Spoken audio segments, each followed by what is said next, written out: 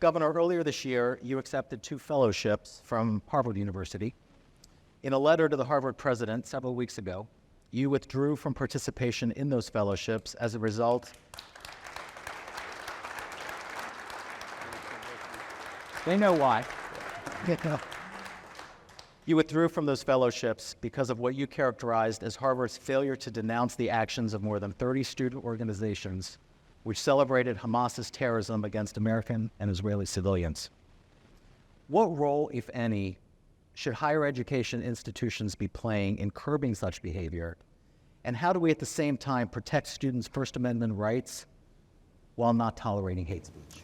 Yeah, it's, thank you for mentioning that. I actually, I was doing a fellowship at the University of Chicago at the time when I sent the letter to Harvard. So I'm doing one at American University starting in January. I'm just, I think it's really important to get out there. I was looking forward to engaging with the students and talking about civility and finding common ground. I was going to talk about some of the things we're talking about tonight. So on the one hand, I didn't want to pass up that opportunity to go address them.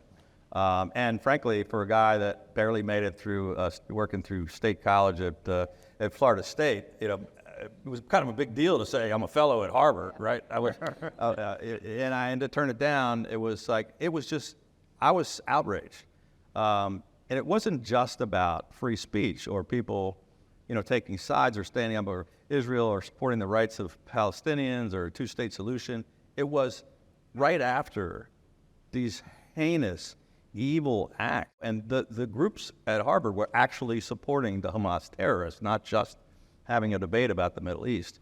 And they have that right. I mean, even hate speech is protected speech in America. We have freedom of speech, but they don't have the right to have the university, support and condone and help promote their angry, rhetoric that was anti-Semitic and outrageous. And so I'm sure they didn't care that much about me not being at Harvard, but it made a big splash. And there were a lot of people pulling their money out and quitting the board, but it got a lot of attention. And we actually finally, it was very weak and very late, 18 days late and not strong enough, but the president of Harvard finally answered and said, we're not in favor of anti-Semitism. I was like, well, that's nice. That's nice of you. Invite you back?